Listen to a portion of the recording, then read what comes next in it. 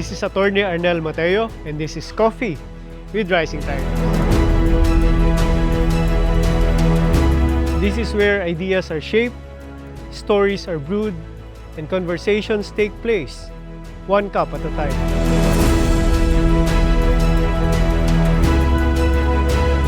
Whether it's creativity, culture, ambition, or real-life journeys, let's talk about what's rising. Let's get into today's conversation.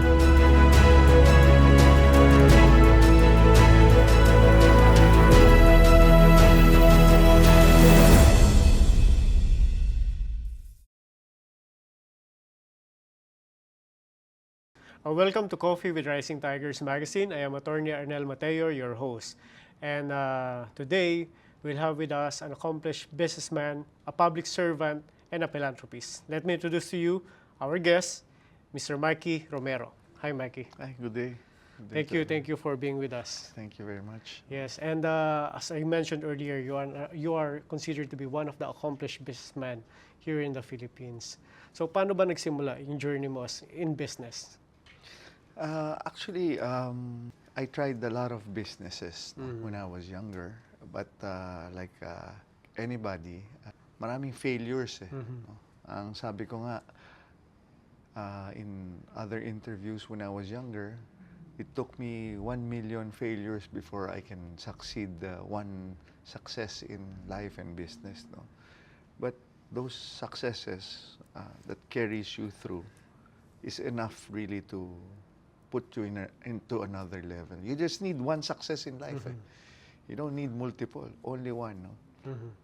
After several failures ko sa business, when I was younger, I decided to study more. No? Medyo, at that time, mahina pa ako sa finance and math.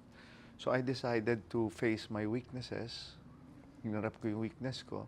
Nag-aaral ako sa Asian Institute of Management at that time for my master's. And it opened up my mind and it gave me the tools that is needed to accomplish my next part of my life, no? Next chapter of my life. No? Nung nag-graduate ako, I challenged myself na, because finance was my Waterloo, to teach finance in an MBA school. No? Both La Salle and Ateneo, I taught finance in their MBA Master's program. Tapos, after that, nagtrabaho ako sa Singapore as a venture capital, focusing on finance. And finance now is my strongest asset. No? I wouldn't be where I am kung hindi ako nag-focus sa finance. Mergers and acquisition, corporate finance, personal finance. So, lahat ng aspect na investment financing. So, talagang inisa-isa ko yan. And yun, after ko Singapore, I went back to the Philippines and started my port business, port and logistics. No? I think that was 2001. Yung father ko reclaimed a piece of land in Manila, and it's very idle, walang ginagawa. So I decided to make it a logistics and port. Talagang dahan-dahan, and ano naman, after a while, lumaki siya, and it became the biggest port in the Philippines in terms of non-containerized break bulk and bulk cargo in less than siguro 5 years time. No? But to backtrack, when I was a venture capital, I told myself before I reached 30 years old, I need to earn my first 100 million. At that time, malaki yun. Early 2000, no? Just the turn of the century. So, noong 2000, wala pa kayong 30 nun? Wala pa akong 30. Oo. I put, ang ginagawa ko kasi, each milestone sa buhay ko, 25, 30, 35, 40, nilalagyan ko ng objectives, targets, at saka goals. No? Talaga nilalagyan ko yung sarili ko. Sabi ko, at age 30, kailangan I would earn my first 100 million na nasa bangko ko. Mhm. And I achieved that. No? Wow. Oo. And nasa Singapore ako doing venture capital financing, no? With the two mentors that I had before, who already passed away, but they were my good friends, no? They were mentoring me. Mhm. Yeah. And maraming hindi lahat nung nakakaabot sa age 30 meron ng 100 million. Yes. So, how did you do that? So, ano yung mga takot mo and paano mo finish yung fears mo to achieve that target? Siguro yung first part of my life, na between age of 22 to 25, nakita ko na yung weaknesses ko. Yung weaknesses ko sa math, sa finance. So, hinarap ko yun. Pag-aaral talaga ang number one. No? I studied my weaknesses. I studied how to become a financial guru, yung strength ko maging finance. And yun ang nagkatapult din sa akin towards sa Singapore, towards doing financial management, financial re-engineering, how to earn from financing schemes. So that's why I earned yung first 100 million by buying and selling companies. Based sa Singapore at that time. Oh, yeah. Alam mo yung finance, isa yan sa pinakamahirap pag-aralan ng mga business owners. So from your perspective, sa mga viewers natin na into business, mga nagsisimula, ano ba yung sikreto on managing their finance in business? Ang finance very simple no? Actually, you have to really simplify matters. Ano ba yung source and use of funds mo? No? So that's all. Yun ang parati ko tinitingnan eh. If I want to invest or even put up a new business, I always look at yung sources and uses of funds, no. And then identify mo ano ba. Marami naman sources of funds which is may sarili mong equity or loans. So, and then of course yung mga usage mo, capital expenditures, and then kung ano yung paggagastos sa ano. So, ganun ko tinitingnan. But in the end, those project finance, capital financing, or even personal finance mo, it should come up with how to generate revenues. Kasi yun ang pinakamahalaga sa akin eh. There should be a revenue or cash flows. Yeah. Siyempre sa business, pag walang revenue, walang business. Oo. Diba? So parang Where nag-waste is ka lang. the question always na inaano ko is, where would the source of revenue or cash come from? Pag nasagot mo na yon, nasagot mo na kalahati nung problema. Yes, oo. And ngayon, marami tayong mga micro, small, and medium enterprises na they're suffering in all aspects of business. And yung iba sa kanila, hindi talaga nagsusurvive. So, based on your experience, kanina nagkapag-share ka na, you have identified your weaknesses and hinarap mo yun. Sa mga MSMEs natin ngayon, what do you think are their problems? Bakit hindi sila nagsusurvive? And what support can we give them for them to survive? Actually, marami, no? First, I think they have to be equipped knowledgeably about their own businesses. No? I've sat also, I think, for 3 years as a judge dun sa final pitch, which is like the Shark Tank dito sa Pilipinas. No? And I've seen maraming ideas ang Pilipino. No? Maraming ideas na very creative. No? Pero nagkakaproblema talaga on how to implement. No? So, yung ideas, because to be a good businessman, you have to have creative, strong ideas and a good implementation and a good kung paano mo ima-manage. So, talagang tuloy-tuloy yan. No? You cannot just be good in one aspect. No? It has to be multiple monsters, multiple aspects. No? So, kailangan talaga magaling mag-implement and magaling mag-manage. And ang problema sa mga Pilipino, hindi lang siguro sa Pilipino, but in general, no? Pag nakakita ng addition tsaka subtraction, pag nakakita ng numero, natatakot eh. Maraming tao approach me. Pag nag-uusap na ng numero, simple mathematics, medyo natatakot, no? Ay, hindi ko field yan. Ay, hindi ko ano yan. Kasi ganito ko. Ang pinag-aralan ko sa college, ganito. But you do personal finance almost every day. Budgeting. Budgeting lang sa bahay, kailangan malaman mo, di ba? Kaya ako, if I can, I'll teach more of personal finance. So, Yeah, numbers are very important in business. Kasi pag hindi mo na-monitor yung numbers mo, then you don't know where your business will be going. mostly matching, no? Matching ng source of funds mo at saka paano mo gagamitin, no? Yeah. Yun yung budgeting na kailangan din matutunan. How about the mindset? Kasi parang sa mga estudyante natin ngayon, when they grow up from elementary to college, parang we were taught or the students were taught on how to be good employees. Diba? So, paano ba natin gagawin to na we encourage more Filipinos to be in business and to do business?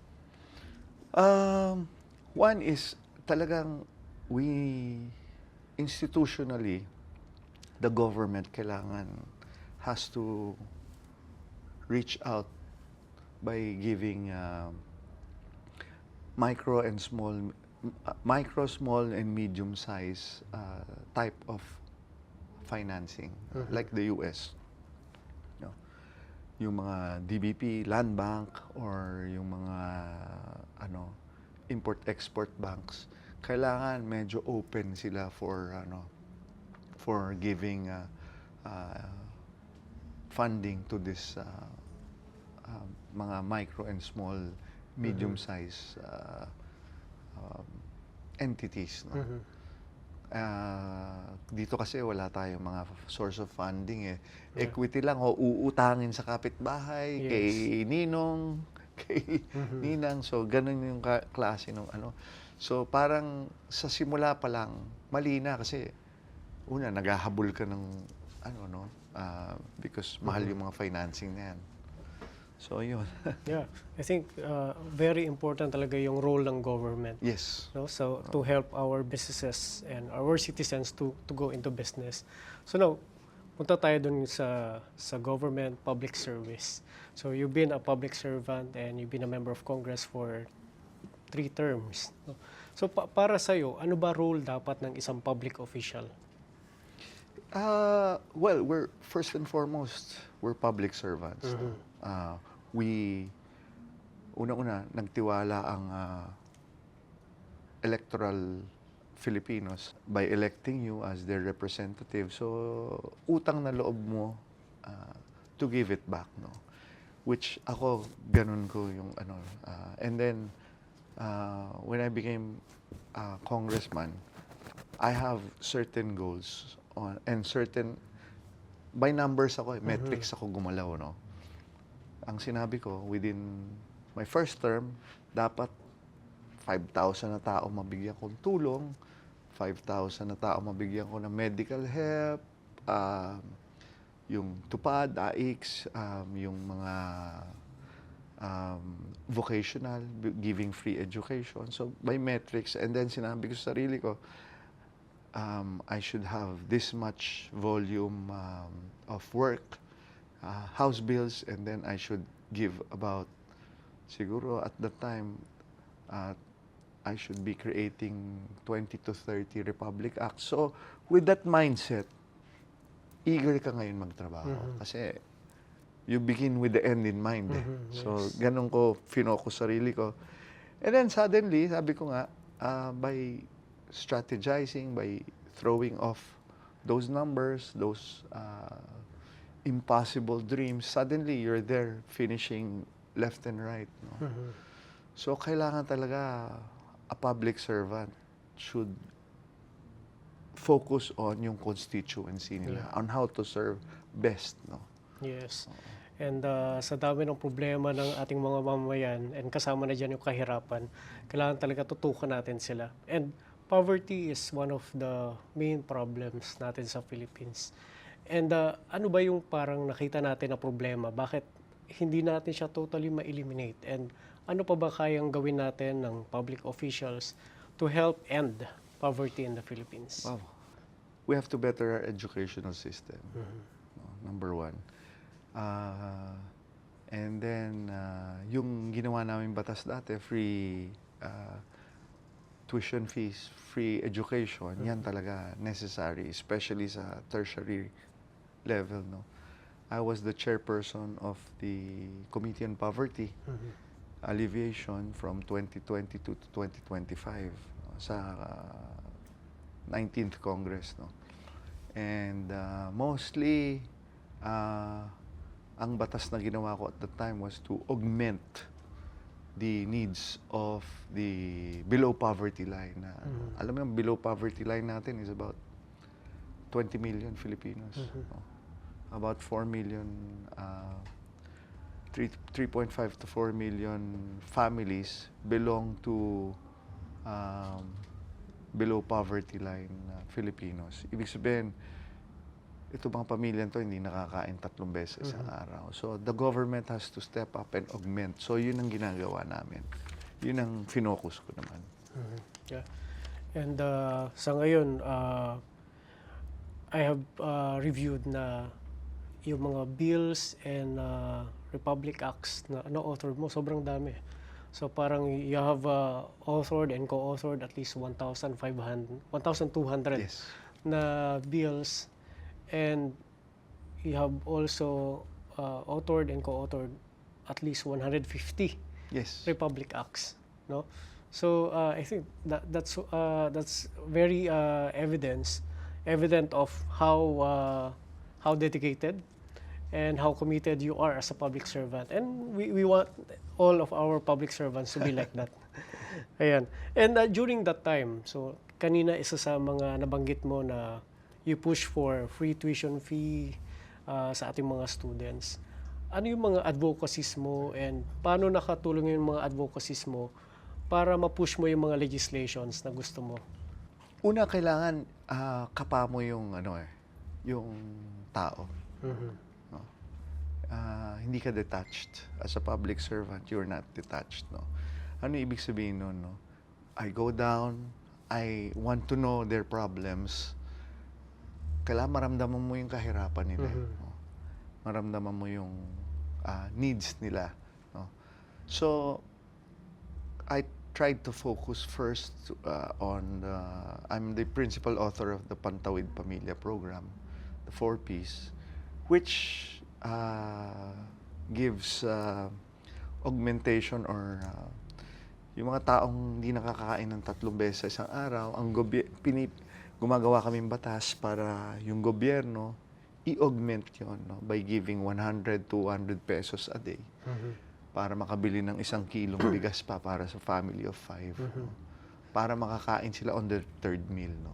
Yun ang mga importante kasi urgent to mga to eh. Yung mga kailangan lahat today, hindi politika eh, di ba? Yes. So, ito mga to, 3.5 million na tao, na pamilya to, no? 3.7 families. Family of 5 to, so nasa 20 million. So, sila dapat nasa laylayan ng Pilipinas, ng ating lipunan, sila kailangan natin tulungan. So, yan, binibigyan namin sila ng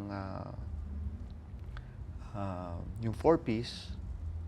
And then, pag namamatayan, free funeral, yan ang mga ginagawa namin sa mga batas na ginawa ko. And then, naglabas din kami ng sana free 3 kilos ng bigas sa kanila.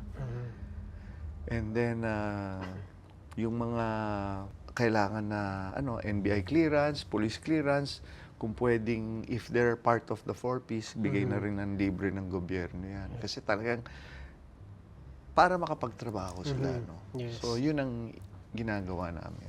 So, I like it, Mikey, na binanggit mo na talagang bumababa ka para maintindihan mo yung situation nila sa laylayan.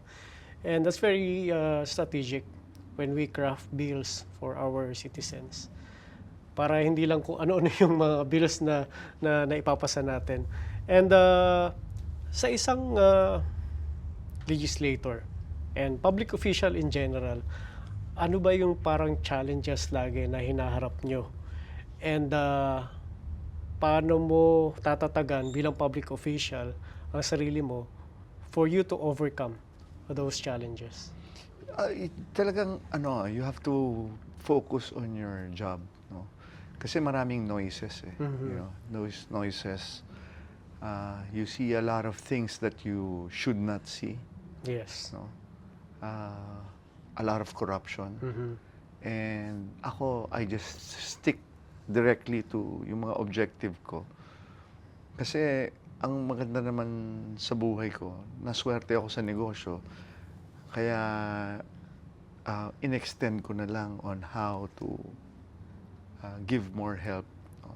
Because nung naging successful na ako sa business, after giving milestones sa buhay ko, sabi ko nga, at the age of 30, I have to earn my first 100 million. I did. At the age of, before I reached the age of 40, may mga milestones naman ako, which I did. And then,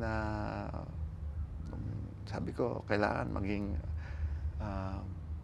bilyonaryo na ako at age 40, no? And sinuwerte naman ako before the age of 40, naging part na ako ng Forbes list Yes. of top 50 sa buong Pilipinas, no? So sabi ko, na-achieve ko yung mga objectives ko, no? Siguro hindi ko lang na-achieve, sabi ko, at the age of 50, dapat $1 billion na yung value ko. So, na-short ako doon. But nevertheless, it's still, sabi ko, I always tell people, you throw things up to the stars, and or in the moon, pagka naabot mo in between the earth and the stars, okay ka na rin eh. Di ba? Yeah. So, I always have a mindset of throwing impossible dreams, impossible goals. But somehow, sometimes you achieve it, sometimes hindi. Yeah. And ang dreams naman talagang ganun, di ba? Yes. And if it's not given to you, something better will come. Yes. And maganda yung sinabi mo kanina about paano ba i-avoid yung mga ganitong tukso like corruption. So you have to focus on what is expected of you. And yun, kung legislator ka, focus on legislation. Dapat wag mong tignan tong corruption. Marami kasi talagang noises and tukso, no, dyan sa Kongreso and siguro sa gobyerno. Pero kung ang values mo intact, no? Example na lang, yung first few years ko, paano ko pa sasabi to? I was given something, sabi, para sa trabaho natin, may konting, may incentive, no? Siyempre, hindi ko tinatanggap yan. So, sabi nung isang kasama ko doon, tanggapin mo naman, nakakahiya naman sa boss natin. Sabi ko.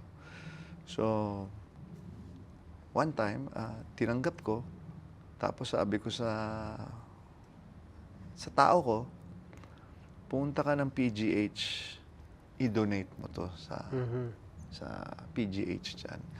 Bigyan mo ako ng resibo. Tapos, nung binigyan ako ng resibo, binigay ko doon sa taong nagbigay.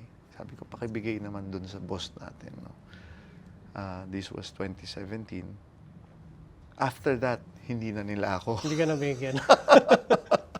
Oo. Yeah, yung maganda yun. Very important yung values Oo. sa isang public servant. And para sa iyo ba, ano ba ang ideal na qualification dapat ng isang public servant? Kasi sa constitution natin, ano lang naman yan? May edad, citizenship, di ba?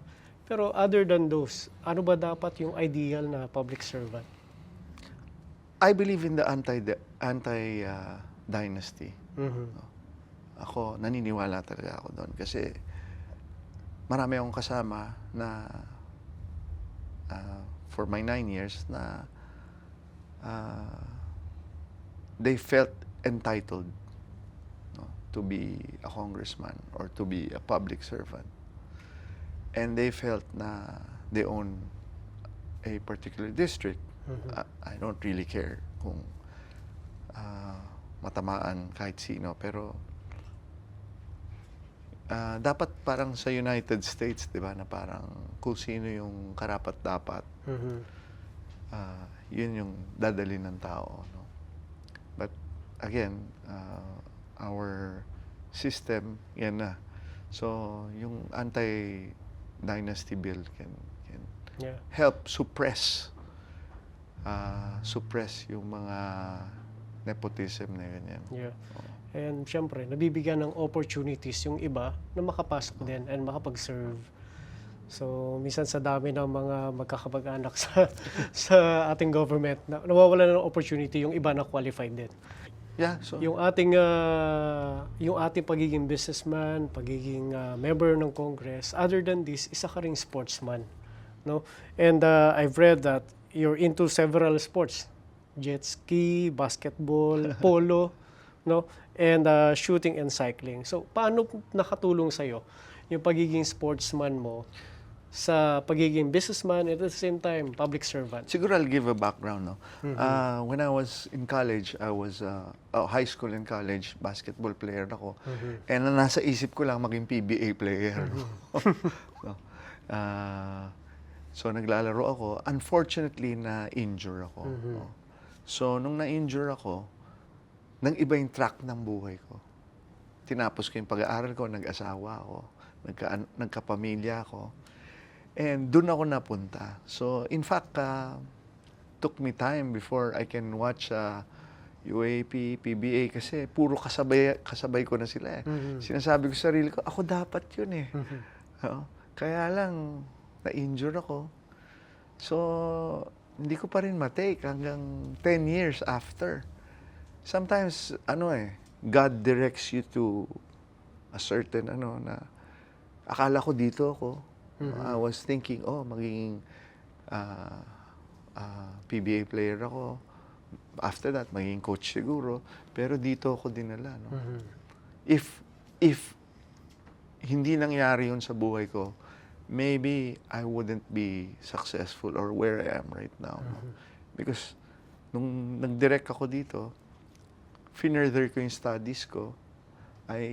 After my master's, I took up my doctorate degrees. No? I was yearning or wanted to, may thirst ako for knowledge. Hinahanap ko talaga. No? Kaya tinapos ko yung mga doctorate ko. And that really helped me a lot, no? Become successful. Yung success kasi, for me, it's a journey. It's never a marathon. And it's never a sprint. It's always a marathon. No? You can be successful today and tomorrow or 2 years from now, failure ka naman. Yeah. So, yung success has to be tuloy-tuloy. No? Patagalan, pahabaan ng pisik. No?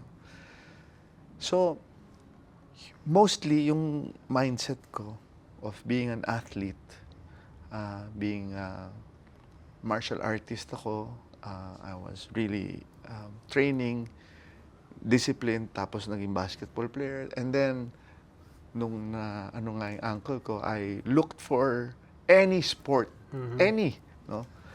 Kaya, my grandmother always told me, you are a master of none.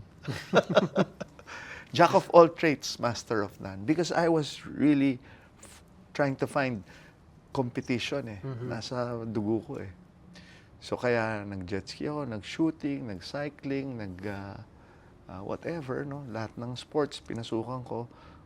Kung saan ako mag-excel. And then, lastly ngayon, polo, which is probably the second most dangerous sport in the world because ang daming nababalian, namamatay, no? And fortunately, kung kailan ako naging at this age, ngayon ako naging world ranked. No? Yes. I'm last year, 2025, I went to being number 26 yata in the world ranking for amateur sa buong mundo, and I was ranked number 6 amateur din sa US because we joined the US Open Championships 2025. So kung kailan tumanda, sabi ko, ba't ganun? Kung kailan ako tumanda, ngayon ako naging world-class athlete, no? Although 2019, naka-bronze medal kami sa Southeast Asian Games. I was also the captain. Pero sports kasi instills discipline and program. Kasi yung program, parang pinoprogram mo yung sarili mo na the first 6 months, papalakasin ko yung katawan ko. The second 6 months, yung mind ko naman, yung, di ba? So, ganyan din how I attack businesses, how I attack legislation. No? So, may program akong fina-follow. And, I chat it down. Talagang nilalagay ko yan. So, yun siguro ang nagagawa ng sports sa buhay ko. It's more of the discipline, the process, and how to implement that process, and how to manage yung buong Yes, oo. And nakita naman natin ang resulta. Successful business and maganda yung mga numbers na na-produce nyo sa Congress. No? And marami kayong natulungan. Even yung mga citizens natin, mga kabataan na nasa sports din. And marami kayong batas na ipasa rin para related sa sports. And alam mo, sorry yung pinakamasarap nga is if you give kunyari finokus ko dati is yung mga paggawa, mga welding sa TESDA, doon ko nilagay yung pondo ko as a congressman. And then yung mga natulungan ko reaches out to me, message, email, text, sasabihin, Kong, nandito na ako sa Hong Kong, nandito na ako sa Dubai, nandito na ako sa Europe. Salamat sa tulong binigay mo. Kung hindi dahil sa'yo, sa TESDA na libreng vocation, libreng tuition, hindi ako abot dito. Padadala kita ng sapatos, padadala kita ng tsokolate. Kaya lang problema, hanggang ngayon, wala na pa. Yes. Pero buo na ako noon, no? Yes. How should I say it? Mission accomplished na for me. Yeah. And ang sarap ng feeling, no? Pag yung mga natulungan mo ay very grateful sobra. sa'yo. And nagbago yung buhay nila. Yung pagtulong nyo, even beyond the business and your work before as a legislator, tinuloy-tuloy nyo. So, meron kayong philanthropic heart to help other people. So, saan ba nanggaling yon? Na talagang meron kayong puso na tumulong para sa ibang tao? Nako, hindi ko na alam, no? It's just you feel a void, di ba? Parang, successful ka. Okay, ba't ka binibigyan ng Diyos ng ganyang success, no? And then, on the side, wala ka namang ginagawa. So, parang may void yun na kailangan, i-fill up mo, no? And ako, yung filling it up is by giving it back and seeing how many people, how many Filipinos na apektuhan mo to uplift their lives. You know, one thing good about my legislation or the legislation ng mga kasama ko rin is that yung trabaho namin doesn't end with us. No? It ends, it can outlast my lifetime, di ba?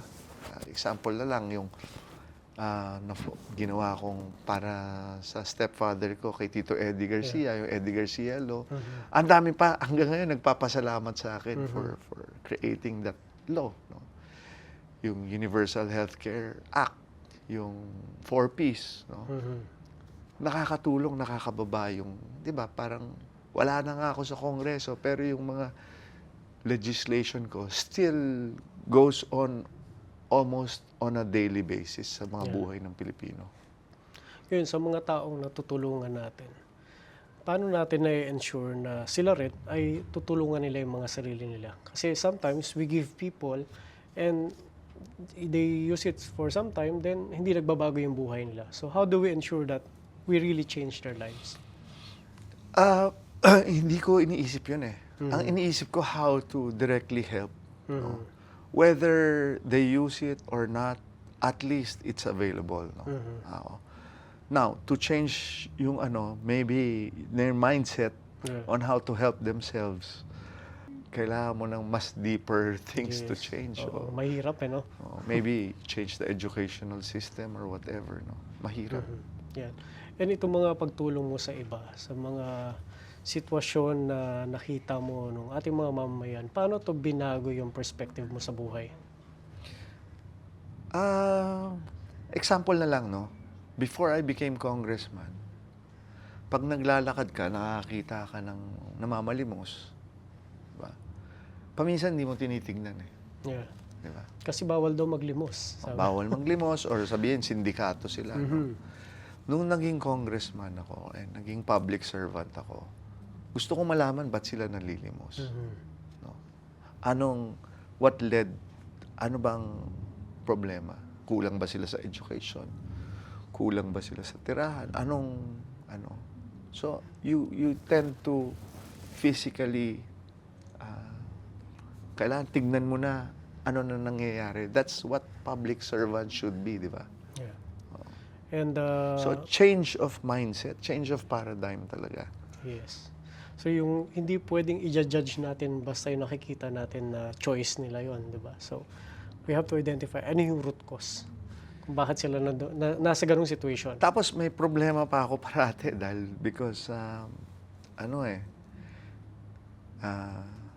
unfortunately or fortunately, I'm always the number one congressman na in terms of assets, di ba, sa Salian ko. And then, ang focus ko sa poverty, which kaya nga ako naging poverty, no? But yun talaga hinahabol ko eh. Kumbaga, talagang man of yung extremes. Siguro. And gaano ka-importante ito sa isang negosyante, syempre sa public servant, na you have this philanthropic work para sa kapwa mo? Yun lang, in-imbibe ko sa sarili ko na kaya ako binoto, no? Para matulungan to mga to. So, yun yung focus ko lang. I don't even look at it as philanthropy eh. Trabaho ko to eh. Yeah. Diba? So, how to bring... ako kasi, I want to have impact. Oh. Kasi, I can just sit down and do bills, do laws, which doesn't even have an impact. No? Kailangan yung impact ng trabaho ko is immediate. Yeah. Oo. So, kaya ganun ako magbaba ng Of course, marami kang masyadong batas na gagawin, but at least 30% should have impact right away to the common people. Yeah. And nakita naman namin na kahit natapos yung termino nyo sa Congress, tuloy-tuloy yung pagtulong nyo. So, nandun talagang genuine heart to help other people kahit wala na sa posisyon. And I think most of our business owners should learn that, no? Dapat tumulong din tayo. Hindi kailangan ng position para tumulong. And nabasa po namin na you're also helping children with life-threatening illnesses, no? So, paano kayo napunta sa ganitong pagtulong naman? When I was in Congress, of course, maraming humingi ng tulong sa'yo. And then I saw that I was really moved nung nagpunta ako ng Philippine Heart Center isang beses. And yung mga bata na butas yung puso nila, ang dami. And wala silang pera paggamot yung mga anak nila. So, yung mga magulang nag-iiyakan, no. So, finocus ko yung sarili ko. Sabi ko, every Christmas, I'll have parang, I called it give heart on Christmas. No? Yeah. And nakatulong ako. When I ended my 9-year, ang nabigyan ko ng free heart operation, and halos 99% yung survival rate, 90% survival rate. 2,000 children, no? Age from 6 months to siguro 18 years old. So, pag naisara mo na kasi yung nag-operate sila, nasara mo na yung puso nila. Mga blue baby sila, itim, pati yung makikita mo, stunted yung growth, itim yung mga bibig. Kasi nga, walang flow ng blood. Pero once ma-operate sila, yung survival rate nila, 90%. They grow up as regular children. So, nag-focus ako doon. Yeah. It's very fulfilling. Lalo na kung after 1 year, dadalhin na sa'yo yung bata, may sulat na. Normal na, nakakatakbo na kung saan-saan. Yeah. Saka nadugtungan yung buhay para maabot nila yung pangarap nila. Yan. And ito kong yung ating philanthropic work. Kung meron kang pipiliin na any problem na doon mo ilalaan yung pagtulong mo, yung resources mo. Halimbawa, isa lang. Ano yun? Talagang poverty. How to uplift poverty sa Pilipinas. No? Yung kasing 4Ps, which is the conditional cash transfers, is the proven way of uplifting poverty. No? This is what Vietnam, what Indonesia used.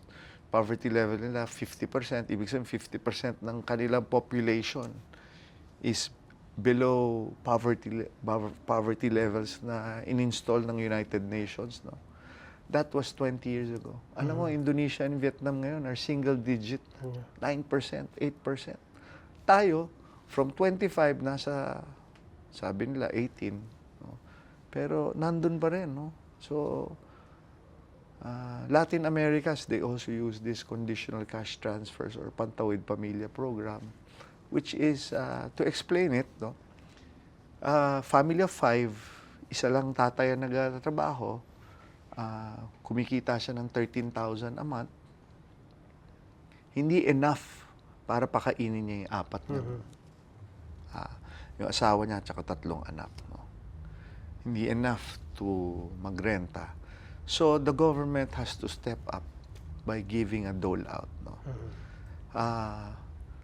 Pero, siguro 2,000, 3,000, 4,000 a month, no? Para ma-augment yung kahirapan. No? Yan dapat ang pinaglalaanan ng ating DSWD, ating gobyerno, which is ginagawa naman nila ngayon. No? But in effect, kaya conditional cash transfer. Condition na yung mga anak nila, at least 2, mag-aaral ng high school. No? Pag nakapagtapos na yung 2 anak nila o isang anak nila ng high school, papasok na siya ngayon sa labor force. Okay? Magtatrabaho to, kikita na rin siya ng 15,000, 2 na silang kumikita ng 15,000, which makes them 30,000, labas na sila sa poverty. Yeah. No? So, yun yung program na talagang should affect yung poverty level sa Pilipinas. Doon yun talaga ako nakafocus. Yeah, magandang advocacy and magandang focus po yan. Kanina kong nabanggit nyo yung importance ng pag-aaral and also in ending poverty, kasama dun sa advocacy mo na i-educate natin yung mga kabataan. Ngayon, sa business, gaano ka-importante yung education? Kasi yung iba sabi nila, diskarte or edukasyon, di ba? So, ano masasabi niya dyan? Yung diskarte kasi, if you're well educated, you can now choose between sa mind mo or yung tamang landas, no? Ma-foresee mo na by may mga tools dyan kung ano yung most effective, no? So, ganyan ko tinitingnan, no? But it so happened na in business naman, I created a few empires, no? Whether it's a port industry or sa aviation. Alam niyo sa aviation, when we started AirAsia, we started it from scratch. Nagkakilala lang kami ni Tony Fernandez, yung partner ko dyan, sa Malaysia, no? Dahil sa basketball teams, no? Yung ASEAN Basketball in 2009, no? And then, we started in 2010. Before pandemic, lumaki na AirAsia to about 30 planes, and siguro we were hitting 20-25 billion in revenues. No? It was an empire already. So happens that pagdating ng COVID, kami yung unang pinakatinamaan. No?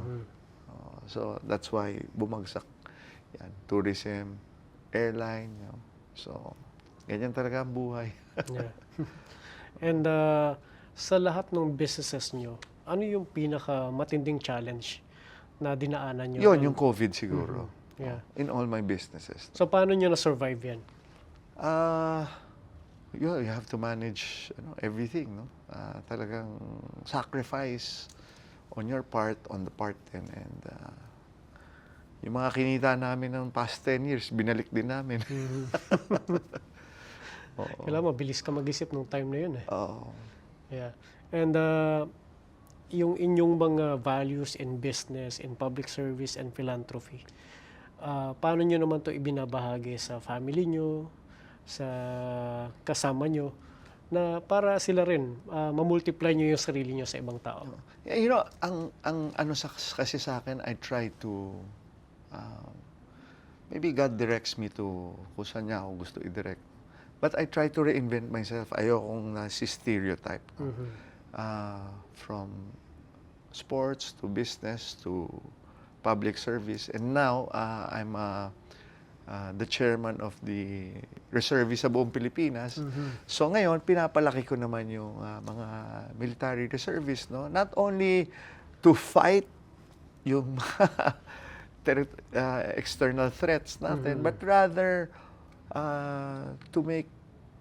to organize them, Luzon, Visayas, Mindanao, and in terms of calamities, we have to accept na heavily hit na talaga Pilipinas ng typhoon, earthquake, flooding.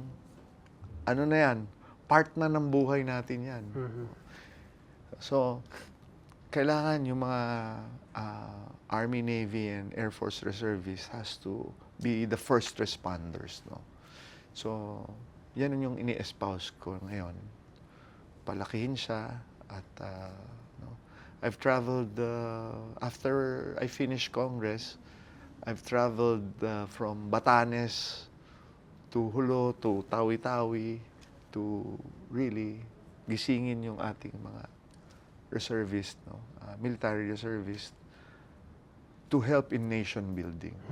But of course, mahirap kasi volunteerism work. Yes, yes. So, paano yun natin yan? Paano natin ma-encourage na mas maraming tao? Kasi ako, hindi pa ako reservist eh. So, paano natin ma-encourage yung mas maraming tao na maging involved dyan sa pagiging reservist? The armed forces, kailangan ng more of kasi ngayon, it's all about social media. So, yung mga CMOs, yung community developments, kailangan makita ng mga Filipinos na ito, mga reservists natin, naka-uniform. Katulad ko, naka-uniform kanina. No? Pero, ito yung mga HADR, yung Human Assistance and Disaster Response na ginagawa. So, we have to really encourage. No? Kasi, yung source of nationalism and nation building should be innate sa atin at this stage. Yes, and it's everyone's responsibility. Kasi part tayo ng Philippines, then we have to work together to build a nation. And kanina po, ang dami yung mga targets. 30 years old, 40 years old, and so on. And now, siguro 10 years from now, ano naman yung mga targets nyo? Ano na ba yung next na mga fino-foresee nyo na gusto nyo ma-accomplish? I'll still go on with my businesses. And then, sa politics naman, hindi ko talaga alam kung saan ako dadalhin. No? It depends on what the Lord wants. No? Pero, really, I'm just focused on my business and how to help more people. Recently, I went to, we gave medical help sa Mapo ng Taganak in Tawi-Tawi, 20 hours away by boat. No? from Bonggao, which is yung Bonggao in Tawi-Tawi. Pupunta ka Mapo ng Taganak. From here, nakikita mo na yung Malaysia, Sabah. No? Pero nagdala kaming x-ray machine, urinalysis, blood, kasi walang ospital doon Okay. So, nakakahanap ako ng fulfillment sa sarili ko. Pag alis ko sa lugar na yon, parang malaking bahagi ka ng buhay nila. Yeah. So, I want to continue that. Okay. And sa ating mga viewers, marami dyan business owners, I'm sure legislators, and ordinary citizens. So ano po yung pwede niyong sabihin sa kanila na pwede nilang gawin para makatulong din sa nation building ng Philippines? In all aspects, first we have to be very resilient. Whether you're in business, whether you're in the politics, whether you're in whatever, kailangan talaga resiliency is a mindset. Pangalawa, there should be a change of paradigm already. There should be a movement to stop corruption, to stop the culture of impunity. Na kailangan mag-iba na yung vision ng Pilipino Bakit? Kahit sinong tanungin mo dyan, mag-graduate, saan nila gustong magtrabaho? Diba? Dati dalawa lang Gusto ko kagad pumasok sa BIR tsaka Customs. Ngayon, pangatlo na yung DPWH. But that's the mindset that na-install sa kanila. So, we have to change that mindset. We have to have a new movement ng bagong Pilipino. Change of mindset. How to start nation building. Talagang build the nation. Change of paradigm. Change of, sorry to say, change ng mga idols natin. Yung mga idols natin, ito yung mga nakukulong na ngayon Di ba? Ibig sabihin, mali na talaga yung ginagawa nila, pero iniidolo mo pa rin, binoboto mo pa rin. Yes. It has to have a movement of change. Oo.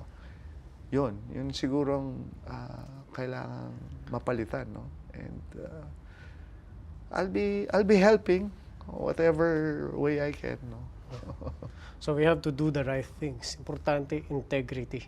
Gawin natin yung tama.